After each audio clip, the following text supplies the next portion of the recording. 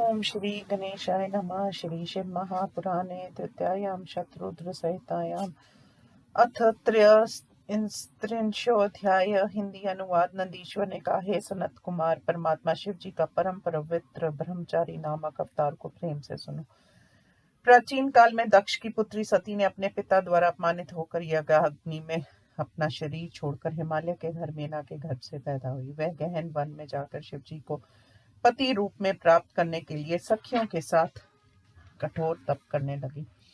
उसके तप की परीक्षा करने के लिए अनेक लीलाओं में कुशल शिव जी ने सप्त ऋषियों को भेजा। उन मुनियों ने वहां जाकर परीक्षा ली, परंतु वे पूर्ण रूप से सफल नहीं हो सके। वहां आकर शिव जी को प्रणाम कर संपूर्ण वृत्तांत सुनाकर शिव जी की आज्ञा को पाकर वे आदर से स्वर्ग लोक को चले गए।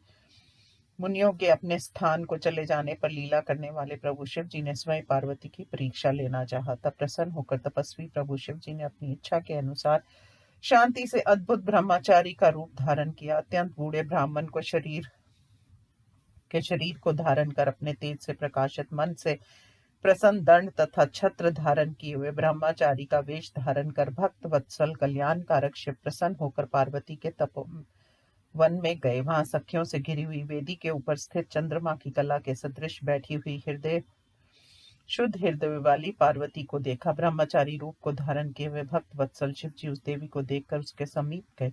उसने अद्भुत तेजस्वी अंग अंग में रोमों वाले शांत दंड तथा मृग चर्म से युक्त ब्राह्मण को आया हुआ देखा। देखकर ब्रह्मचार्य व्रतधारी जटा का मंडलू युक्त उस वृद्ध ब्राह्मण की प्रेम से समस्त पूजा सामग्री से पूजा की।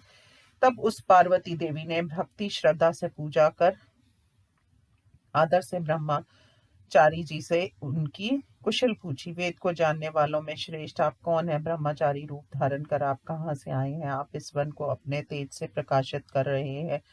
नंदीश्वर ने कहा, पार्वती के ऐसा पूछने पर उस ब्रह्मचारी ब्राह्मण ने पार्वती की भावना की परीक्षा करने के विचार से शीघ्र प्रेम पूर्वक ब्रह्मचारी ने कहा, मैं अपनी इच्छा से इधर उधर घूमने वाला ब्रह्मचारी एवं तपस्वी ब्राह्मण हूँ। दूसरे का उपकार उनकर उन्हें सुख देता हूँ। नंदीश्वर ने कहा। इतना कहकर वे ब्रह्मचारी भक्त वत्सल शिव जी अपने रूप को छिपाते हुए पार्वती के समीप खड़े हुए। ब्रह्मचारी ने कहा, हे महादेवी, क्या कहूँ, कुछ कहने योग्य नहीं है। मुझे तो विकार युक्त तथा महान अनर्थकारी घटना होने वाली है ऐसा दिख रहा है। सुख करने के योग्य इस युवावस्था में जबकि समस्त भोग साधन आपके घर में है, आप व्यर्थ ही तप कर रही हैं। तुम कौन हो? किसकी पुत्री हो? इस निर्जन वन में मुनियों के लिए भी असंभव तुम तप कर रही हो। नंदीश्वर ने कहा। इस प्रकार उसकी बातों को सुनकर पार्वती ने हंसकर और प्रेम से ब्रह्मचारी से उत्तम वचन कहे। पार्वती ने कहा, हे मुनि ब्रह्मचारी ब्राह्मण, मेरा परिचय सुनो। इस समय मेरा जन्म भारतवर्ष में हिमालयों के घर हुआ है। पहले मेरा जन्म दक्ष प्रजापति के घर में हुआ था। तब मेरा नाम सती था और मैं शंकर की पत्नी थी। पिता द्वारा पति की निंदा सुनकर मैंने योग अग्नि में द्वारा अपना शरीर छोड़ा था। हे ब्राह्मण, पुण्य से इस जन्म को मैंने पाया। तब शिव जी मुझे छोड़कर और कामदेव को भस्म कर चले गए। शिव जी के चले जाने पर मैं दुखी और लज्जित हुई। तब गुरु वाक्य से प्रेरित होकर मैं यहाँ तप करने के लिए आई हूँ। मैं सत्य कह रही हूँ। मेरे मन वचन कर्म से प्रतिरूप से शिव जी का वरण कर लिया है। यद्यपि मैं जानती हूँ कि उनको पाना अत्यंत कठिन है, मैं उन्हें कैसे पा सकती हूँ, तो भी मन की उत्सुकता से मैं तपस्या कर रही हूँ। मैंने ब्रह्मा विष्णु इंद्र आदि को छोड़कर मैं सचमुच शिव जी को पति रूप में प्राप्त करना चाहती हूँ। नंदीश्वर ने कहा, हे मुनि, पार्वती के इन दृढ़ निश्चय युक्त वचनों को सुनकर उस ब्रह्मचारी रुद्र ने हंसते हुए कहा। जटाधारी ने कहा, हे हिमालय की पुत्री देवी, तुमने ये कैसा निश्चय किया है? इंद्र आदि देवताओं को छोड़कर तुम रुद्र को पाने के लिए इतना तप कर रही हो। मैं उस रुद्र को जानता हूँ, तुम सुनो। मैं तुमसे कहता हूँ, बैल पर सवारी करने वाला वह विकार युक्त तथा जटाधार है। वह सदा अकेला रहता है, विशेष रूप से वह वैरागी है, इसलिए तुम्हें उससे मन मत लगाओ। हे देवी, शिव जी के साथ तुम्हारे रूप आदि सब परस्पर विरुद्ध है। मुझे तो अच्छा नहीं लगता, तुम्हारी जैसी इच्छा है वैसा करो। नंदीश्वर ने कहा। इतना कहकर फिर ब्रह्मचारी रूपधारी रुद्र ने उसकी परीक्षा लेने के लिए अपनी अनेक प्रकार से निंदा की। ब्राह्मण द्वारा कहे गए शिव निंदा युक्त असह वचनों को सुनकर अत्यंत कुपित होकर पार्वती देवी ने उससे कहा, मुझे समझ में आ गया है कि तुम कोई मारने योग्य हो। परंतु सब समझने के बाद मालूम हुआ कि तुम अवध्य हो, तुम ब्रह्मचारी का स्वरूप धारण कर आए कोई धूर्त हो। अरे मूर्ख, तुमने शिव निंदा की, अंत मुझे क्रोध आ गया। तुम शिव जी को नहीं जानते, तुम उनसे विपरीत हो। मैंने जो तुम्हारी पूजा की उससे मैं दुखी हुई। जो मनुष्य शिव तत्व को ना जानकर उनकी निंदा करता है, उसके समस्त पुण्य भस्म हो जाते हैं। शिव वैरी का स्पर्श करके प्रायश्चित करना चाहिए। अरे दुष्ट, तूने कहा मैं शिव को जानता हूँ, तुम उन्हें नहीं जानते हो। वास्तव में वे ही परमेश्वर है। माया से वे भले भी किसी ही रूप में हो, मुझे अभीष्ट फल देने वाले निर्विकार सज्जनों के प्रिय वे ही हैं। नंदीश्वर ने कहा। इतना कहकर देवी पार्वती ने उससे शिव तत्व की चर्चा की, जहाँ पर ब्रह्मा के रूप में निर्गुण अव्यव शिव स्वीकार किया जाता है। देवी के इन वचनों को सुनकर वह ब्रह्मचारी ब्राह्मण जैसे ही कुछ कहना चाह रहा था, तब तक शीघ्र ही शिव भक्त तथा शिव निंदा से विमुख पार्वती ने अपनी सखी विजया से गिरिजा से कहा, हे सखी, इस नीच ब्राह्मण को रोको, ये फिर कुछ कहना चाहता है, ये निश्चित शिव निंदा करेगा।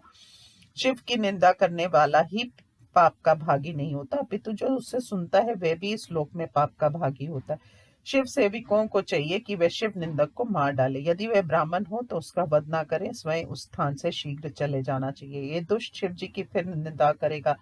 ब्राह्मण होने के कारण ये अवध्य है, अंत इसे छोड़ देना और इसे नहीं देखना चाहिए। इस स्थान को छोड़कर हम शीघ्र अन्यत्र चले जाते हैं, जिससे इस मूर्ख से फिर संभाषण ना हो सके। नंदीश्वर ने कहा, हे मुनि, इतना कहकर ज्यों ही उमा ने जाने के लिए पैर उठाया, तो ही साक्षात शिव जी ने पार्वती का वस्त्रांचल पकड़ लिया। पार्वती जिस प्रकार शिव जी का ध्यान करती थी, वैसे ही रूप पार्वती को दिखलाकर लज्जित हुई उससे शिव जी कहने लगे। शिव जी ने कहा, हे पार्वती, तुम मुझे छोड़कर कहाँ जा रही हो? मैं तुम्हें नहीं छोड़ सकता। हे पवित्र आत्मा, तुम दृढ़ भक्त हो। मैंने तुम्हारी परीक्षा की, ब्रह्मचारी वेश धारण कर तुम्हारे भाव को जानने की इच्छा से तुम्हारे पास आकर मैंने अनेक प्रकार की बातें कही। हे पार्वती, तुम्हारी दृढ़ भक्ति से मैं विशेष रूप से प्रसन्न हूँ। जो तुम्हारे मन में कामना है उसे तुम मांगो, तुम्हें कुछ भी न देने योग्य नहीं है। हे प्रेम तत्पर पार्वती, आज से मैं तुम्हारी सुंदरता से तुम्हारा दास हो गया हूँ। अब तुम्हारे बिना एक क्षण भी युग के समान बीत रहा है। तुम लज्जा छोड़ो, तुम तो मेरी सनातन पत्नी हो। हे प्रिय, आओ, तुम्हें लेकर मैं हिमालय पर चलता हूँ। शिव जी के ऐसा कहने पर शिवा अत्यंत प्रसन्न हुई। तपस्या जनित सभी कष्ट उसका दूर हो गया। शिव जी के उस दिव्य रूप को देखकर प्रसन्न पार्वती लज्जा से नीचे की ओर मुख करके प्रेम से कहने लगी। शिवा ने कहा, हे देवेश, यदि आप मुझ पर प्रसन्न हैं तो आप मेरे पति होना स्वीकार करें। ऐसा पार्वती ने शिव जी से कहा। नंदीश्वर ने कहा, विधिवत पार्वती का पाणी ग्रहण संस्कार कर वे उनके साथ कैलाश की ओर गए। उन्हें पति रूप में पाकर पार्वती ने देवताओं का कार्य किया। हे तात, इस प्रकार तुमसे शिवा के मन की भावना की परीक्षा लेने के लिए धारण किया हुआ ब्रह्मचारी रूप शिव अवतार का वर्णन मैंने कर दिया। ये पवित्र एवं उत्तम कथानक मैंने तुमसे कह दिया। जो इसे भक्ति पूर्वक सुनेगा वह सुखी होगा और सदगति को प्राप्त होगा। इस प्रकार श्री शिव महापुराण में ब्रह्मचारी शिव अवतार वर्णन नामक 33वां अध्याय समाप्त। ओम नमः शिवाय।